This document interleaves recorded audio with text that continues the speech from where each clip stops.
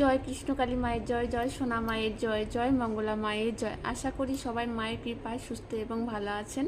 আমিও মায়ের কৃপায় ভালো আছি। তো বন্ধুরা, আমি ছোট্ট একটা কথা বলতে চাইছি, ছোট্ট অল্প একটু কথা বলতে চাইছি। অনেকে আমাকে অনেক কোশ্চেন, অনেক অ্যান্সার দিয়ে থাকে।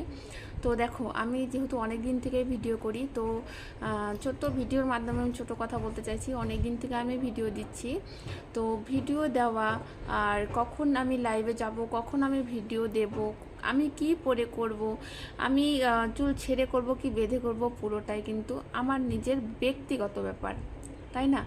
তো এখানে আমি যারা যারা বেশি আর কি কথা বলো, যারা যারা নিজের ভাবো যে আমি যেটা বলবো সেটা হচ্ছে অঞ্জলি করবে, যেটা আমি বলবো সেই হিসাবে অঞ্জলি চলবে, এটা তো নয়। অঞ্জলি তো কারো কেনা গোলাম নয়, তাই না?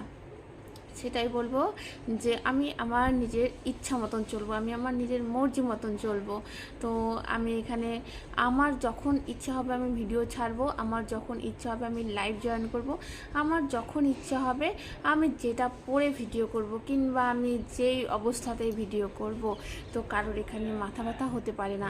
যারা আমাকে ভালোবাসো তারা আমাকে যে কোনো অবস্থাতেই ভালোবাসবে, সবসময় পাশে থাকবে, সবসময় সাপোর্ট করবে। আর যারা আমাকে ভালোবাসো না, ইগনোর করো, তাদেরকে হাত জোর করে বলছি তারা আসতে পারো।